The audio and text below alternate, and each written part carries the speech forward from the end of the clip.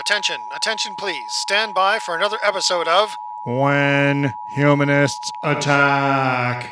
Hi, this is Chris West, the Pontificator, with When Humans Attack, and this is part 2 of my interview with Robert Anthony Gibbons on why it has taken so long for Black Lives to Matter.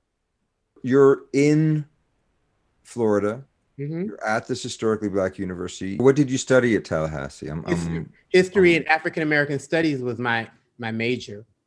And I went there in high school. I played the saxophone in the high school band. And so I went and joined the band in college. So I marched in the college band there, but my major was history. And the world is so homophobic. You know, I experienced so much homophobia when I went to college that the dorm life was very difficult for me, that I eventually had to move off campus. And again, all of these things, I couldn't tell my parents about it because one thing had to lead to another. And that was having this conversation that I had with her when I became 50 years old. And we'll talk about that a little bit later. Here I am in college, my first year, and people locking me out of the dorm, you know, taking my underwear in the lockers, throwing them out the window, you know, turning the lights off, all kinds of, because they had heard that I was gay and I was on their floor and they didn't like it. So something pops into my head. This happens every now and then. A gay club in Tallahassee in 1982? Yes, one gay club. Okay. One gay club in Tallahassee, Club Park Avenue, right downtown. But see, Tallahassee had two schools. Tallahassee had Florida A&M, and they had Florida State University, which was a big university. So of course there were lots of gay people in Tallahassee, amazingly, because there was two universities there, one Black and one of the other color.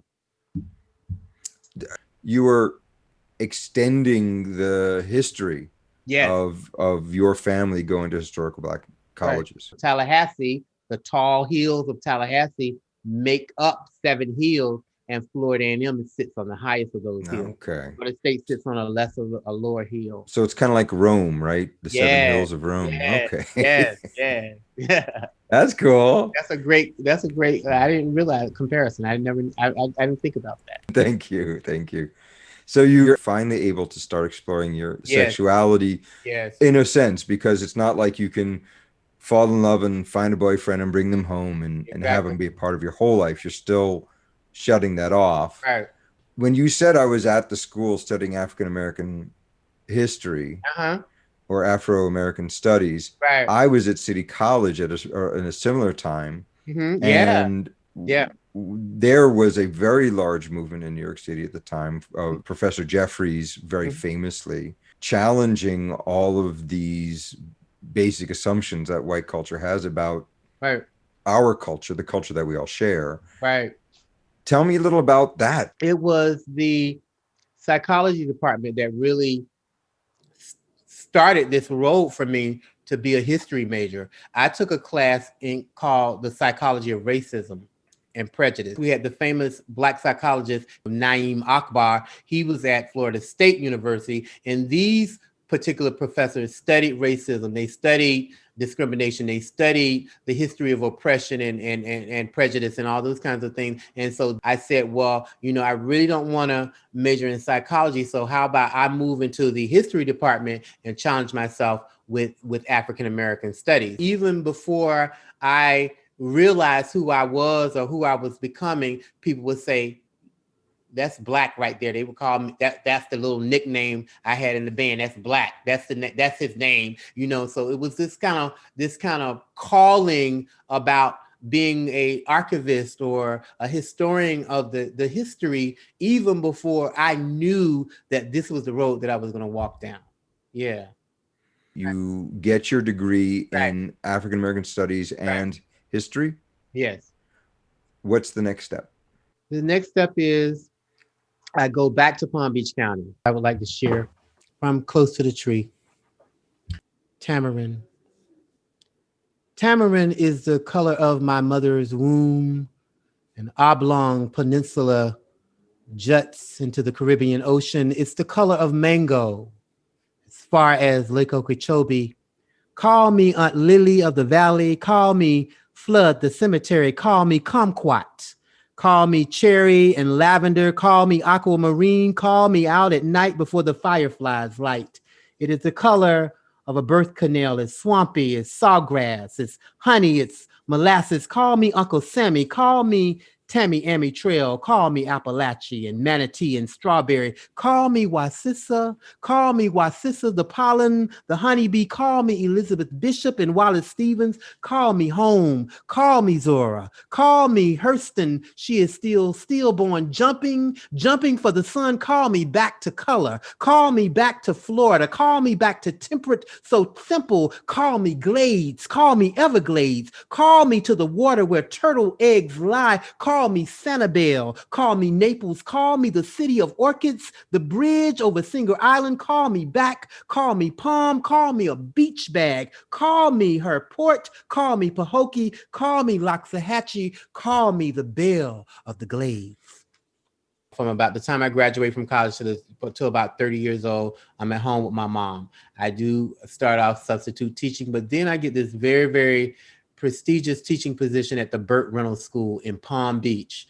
It was a new school, a new magnet school. It was an art school for artistic kids, and students from all over Palm Beach County could come. But they were selected. They were the biggest and the brightest of the county, of Palm Beach County. So they would all come to this one little magnet school in downtown West Palm Beach. I so happened to be selected as one of the people in line for a position, a social studies teacher position at this school. And the racism and the discrimination I went through to get that position. The administration waited to the last minute to tell me I was hired. So my mom, being a teacher, knowing how to set it up, goes with me the weekend before school starts and helped me set up my classroom, set up my bulletin boards and all those things that were required. And then I want a teacher with 16 years of experience. I want a teacher with 20 years of experience. And on top of all of that, they give me 6 different preps. If you understand a first year teacher shouldn't have no more than 2 preps. Maybe I'm teaching government or social studies. They give me government, anthropology, political science, just to wear me down. Yeah. Roadblocks. Knock me. My first year, never taught in a classroom before. And so, but what they did not realize is I had a mother that was a warrior, and she had taught for 35 years. You know what I'm saying? I do. She knew how to encourage me and showed me how to just put the pieces together, how to organize myself as a teacher and make the lesson plans, because that was the next challenge, getting all those lesson plans and then get them on time. Because if I didn't get them on time, that would be the next problem. Right. It will be another problem. He's not organized. He can't get them on time. He can't have this job. He can't be at this prestigious school. We don't want any African Americans at this school. You know what I'm saying? So just setting you up to fail. Yep. I was young. I'm a white guy from a middle class family. All the barriers that were put up for me, I put up myself. Yeah, but we survived it. And well, I laud you. I mean, that is the fact that you see each of these challenges as something to take on and something to engage and to overcome the adversity. Right. That is laudable. It wasn't easy though, Chris. It wasn't easy for me, because when I went back to Florida, that means I had to challenge the sexuality. So that means that I had to battle the religion. I had to battle the religious folk. And it wasn't a physical battle. It was an emotional battle that one day I'm going to have to come clean. Yeah. Or I'm going to live a lie for the rest of my life.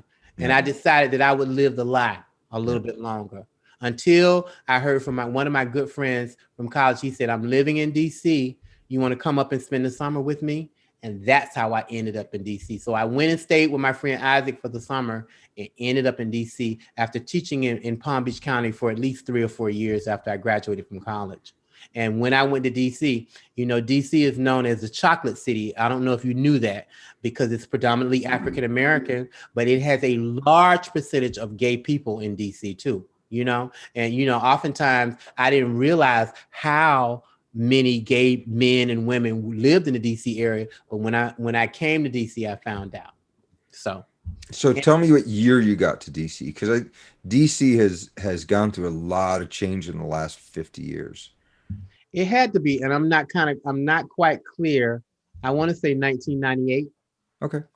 Yeah, because I ended up living there 11 years. So, and what mainly, because I was just going to come up for a summer trip and stay with Isaac for the summer, but the history kept me there, the monuments, the statues, the uncovering of information, and then I scored a little social studies position in Maryland, and I became very popular and very good at what I did as a teacher, because of all the struggles I had in Florida. So one thing led to another. So when I became the middle school teacher at Walker Mill Middle in Prince George's County, that led to the prestigious high school position in Fairfax County, Virginia, that I had before I left to move to New York. So I mainly, when I first moved to DC, I had an awesome little part-time job as a docent in the capital of the United States, where I would give tours of the building for Congress. So the Senate side and the House of Representatives side.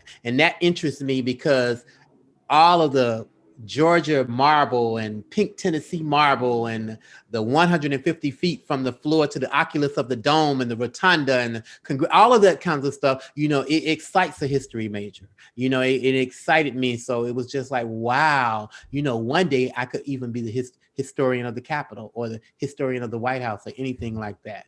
But that job also had its issues. I love the story of being a docent. I love the story of your fascination with historical buildings and history, because I share it.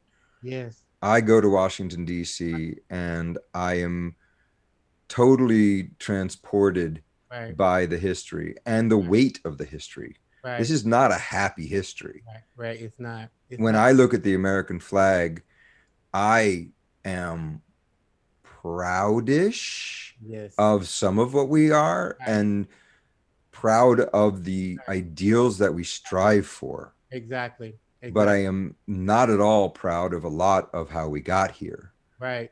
A quarter of me is English, and Frederick West came over in 1735. Awesome. And he bought himself a plot of land in North Carolina and 100 slaves. And I have that in my history. There is no question that my story, it's very complicated. Yes. But it's not something I want to run away from. It's not something I want to deny was there. That's liberating within itself that you would even verbalize that, because my grandmother, her last name was Hansford before she married. She told me this plantation was called, she gave it a name. I remember as a kid. And she said, we live behind here. So she didn't realize, she was just probably just passing down information, but she was building something in me, an urgency, something to encourage me that somebody has to remember this information, because if no one records it, then it will be lost. It goes away. Yeah. It goes away.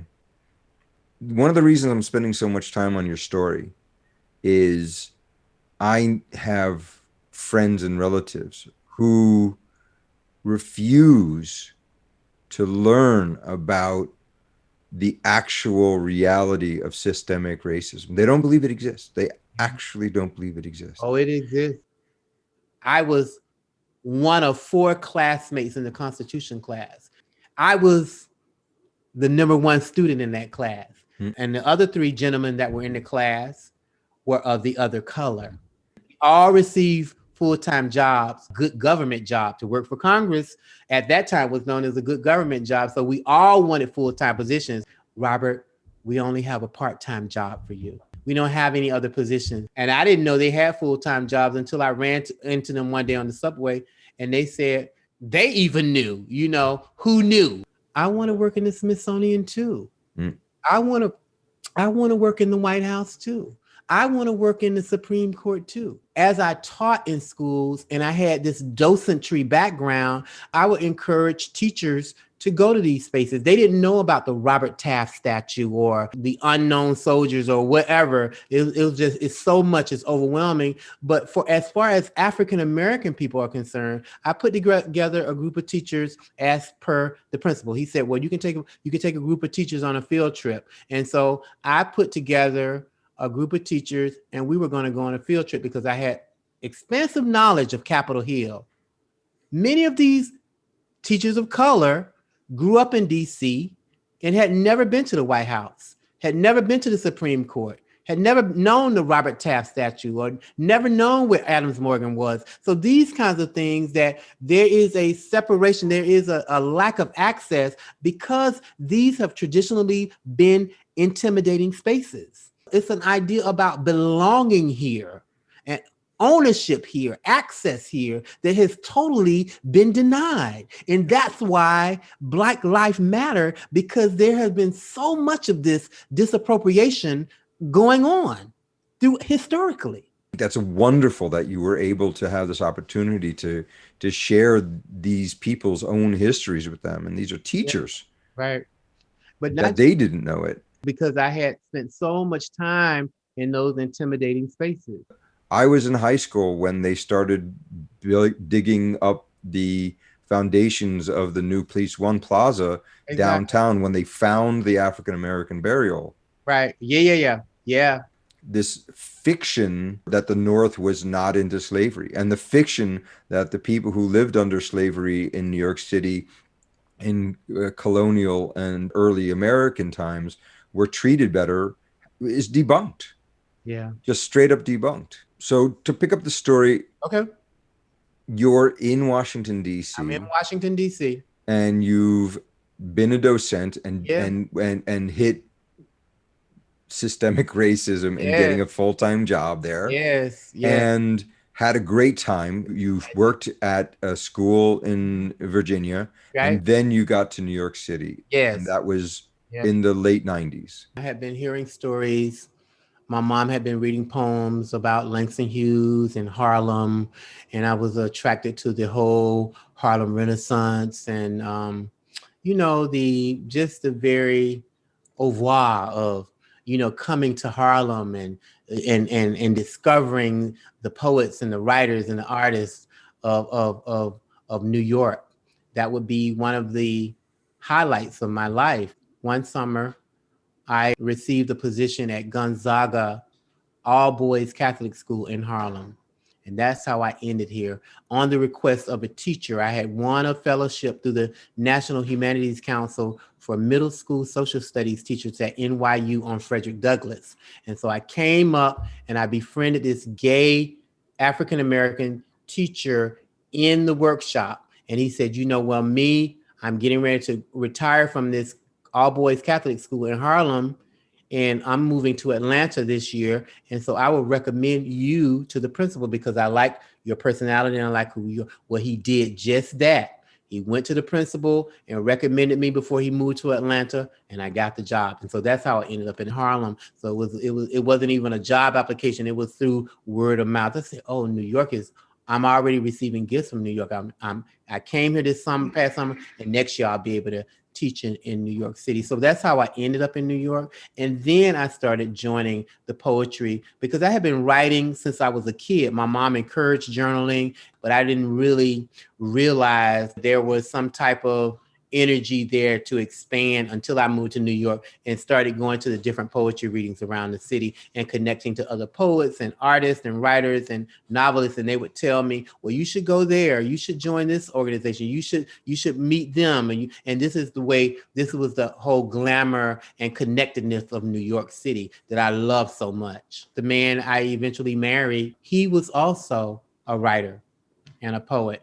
He grew up in a little place called Sherburne Falls, Massachusetts, and graduated from Williams College. But we met in a poetry reading in Brooklyn. And we decided to meet and hang out, have coffee, and eventually dating led to one thing, and then a relationship after that. Yeah. You were married with Robert for 10 years? It didn't happen like that. Oh, It didn't well, happen. tell me, inform me. Robert had been in New York for at least 25 years. And he was a very liberated man, a very wonderful man, a very gifted artist. He was a painter too, but we dated.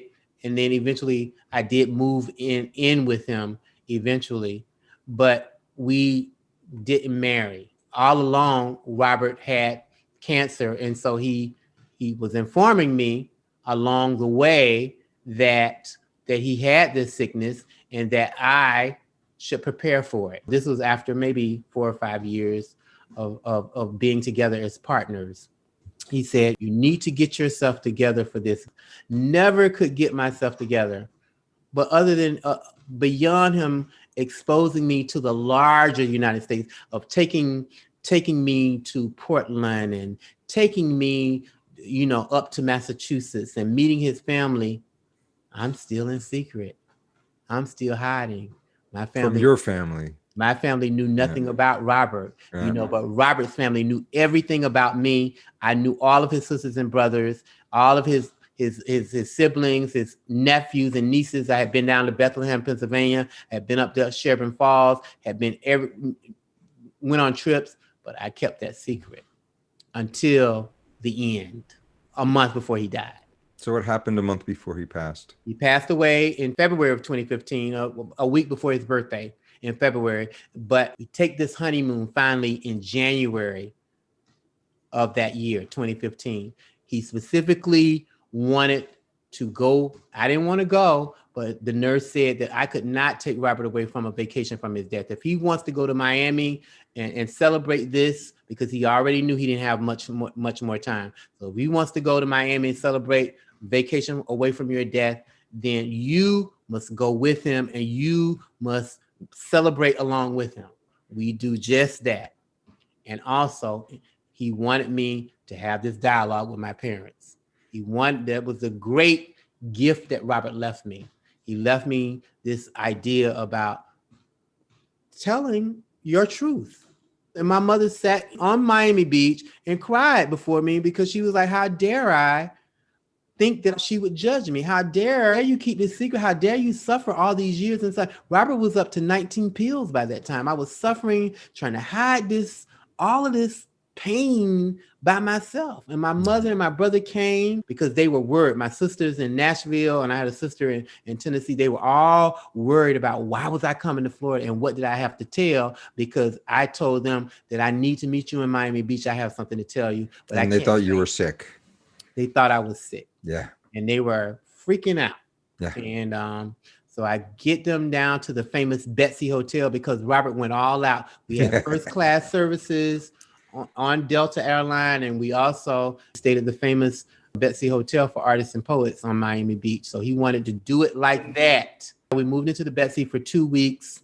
We got a big bungalow on the top floor. My mom and my brother comes down from Belgrade all the way down. Now, that was a big deal. Yeah, that was a big deal for them. They come all the way down to South Beach to visit her child because she didn't know what was going on. And she came down. And so I began to detail the story that here I am 50 years old. And I can't tell you my truth. I've been living a lie all these years. I can't tell you who I am. And she began to non-judge me.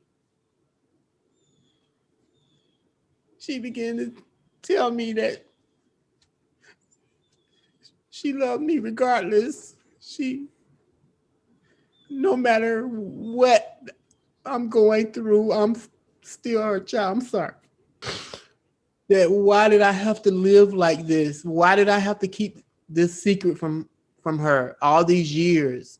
That she and my brother, they would support me no matter what I'm dealing with, that I had a family that loved me for who I am, that treasures and honors my creativity and what I do in the world and how I place it in the world. And so it took me 50 years to tell my truth, Chris. It took me 50 years. And it took your wonderful husband to Yes. force you into this confrontation. And when you told me the story originally, I I lost it too. It's a beautiful story. And my brother said this. He said, "We always knew. Yeah. We respected your privacy. That's it." Yeah. We weren't judging He, you.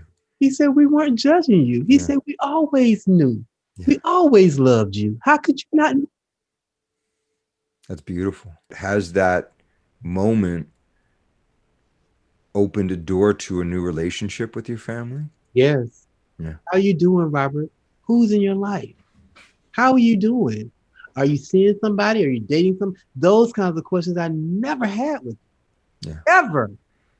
Now I have opened the door of the private hole that I was living in.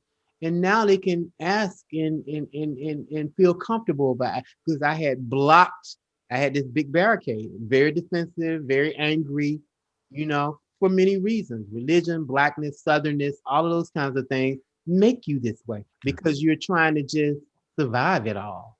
Yeah. Survive the energy, the ugly energy of that can sometimes comes your way from growing it up where I grew up. My brother was an athlete. He played college football, and he always said as a kid, "I'm going to be principal of that middle school." Years and years of my mom encouraging him, discouraging him. Palm Beach County is very discriminatory when it comes to moving people of color into the ministry. Carl went and got his PhD, and now he is principal of that middle school. There you go. That's been his lifelong dream, to be principal of that middle school, but he is principal of that middle school now. I had a wonderful opportunity to go to Oregon and really experience the expanse of nature. So this is built upon the premise of my love for history and nature, and that you, thank you, Chris, you evoked some of those feelings in me. So I want to just share this piece called Kingdom of Land, Sea, and Sky. Only one picture reminds me of what I just left. For a few days now, the time will change to order back to the east, the show business of the empire. I will return back to the didactic, the refractive light that sun can't break through on Times Square, the buildings that tower, the air they occupy us, owning us with their dominance, and their prominence possessing a few and consuming some their dreams. But I, though, imagine the landscape of New Amsterdam before the arrival of the Dutch, and all others who claim sovereignty and seniority, like the time of the beavers, Turtle Island, and the blocks of Clinton castles. Maps were not drawn by cartographers. And it was the native instinct of the Iroquois nation or the Shinnecock before Washington made his great sojourn up the Delaware. I had a chance to witness Hood and the Helens of the West and the discoverable places, and even this present time to witness a sandstorm off the forest,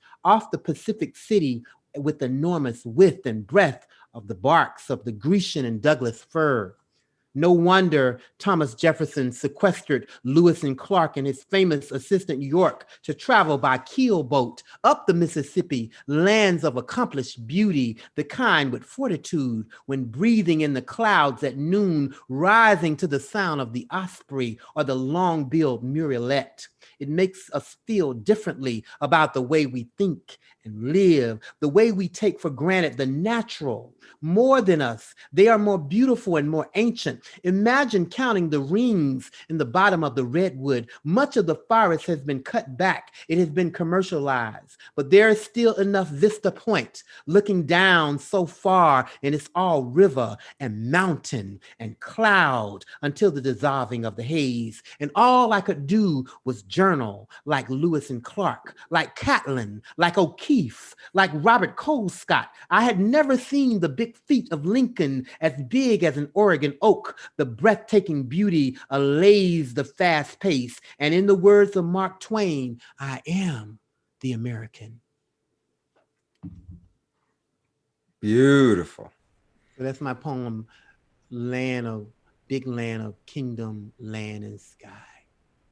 Robert, This Thank has you. been a wonderful discussion. I want to plug my book before we go, right? Can I do No that? question. In 2012, I published the first book by Three Rooms Press. It's called Close to the Tree. And in 2019, Poets Wear Prada Press out of Hoboken, New Jersey, my dear friend Roxanne Hoffman published this small chapbook of my graduate thesis called Flight. Thank you so much. I just want to let everybody know that there are links to a couple of Robert's poems that are on YouTube, and we'll have the names of the books that he just put up. Those will be under the comments and more information on the YouTube channel. Thank you. Thank you again. This is Chris West for When Humanists Attack. Thank you. And this is part 2 of our series, Why Is It Taking So Long for Black Lives to Matter? Thank you. Wow. Hey.